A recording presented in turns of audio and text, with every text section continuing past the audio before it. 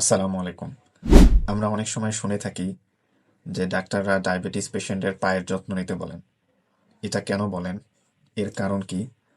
আজকে একটু জানার ট্রাই করব ইনশাআল্লাহ। এর মূলত বেশ কিছু কারণ রয়েছে। তার মধ্যে আমরা গুরুত্বপূর্ণ ৩টি কারণ জানব ইনশাআল্লাহ। প্রথমত, আমরা জানি যে যাদের ডায়াবেটিস থাকে তাদের রক্তের মধ্যে গ্লুকোজের পরিমাণ অনেক বেশি থাকে। আর এই কন্ডিশনটিকে বলা হয় হাইপারগ্লাইসেমিয়া। এর কারণে পায়ের মধ্যে যে স্নায়ুগুলো রয়েছে সেগুলো আস্তে আস্তে ক্ষতিগ্রস্ত হয়। আর এটাকে আমরা বলি পেরিফেরাল নিউরোপ্যাথি।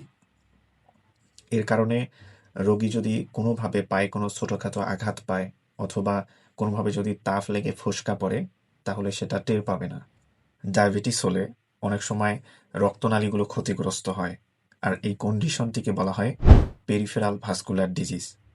এর ফলে লোয়ার এক্সট্রিমিটিতে অর্থাৎ পায়ের দিকে ব্লাড সার্কুলেশন বা রক্ত সঞ্চালন কমে যায়। ফলে রোগীর পায়ের যদি কোনো ক্ষত থাকে তাহলে সেটা দ্রুত শুকায় না এবং আস্তে আস্তে টিস্যু ইস্কেমিয়া হয়, অর্থাৎ টিস্যুগুলো নষ্ট হতে শুরু করে।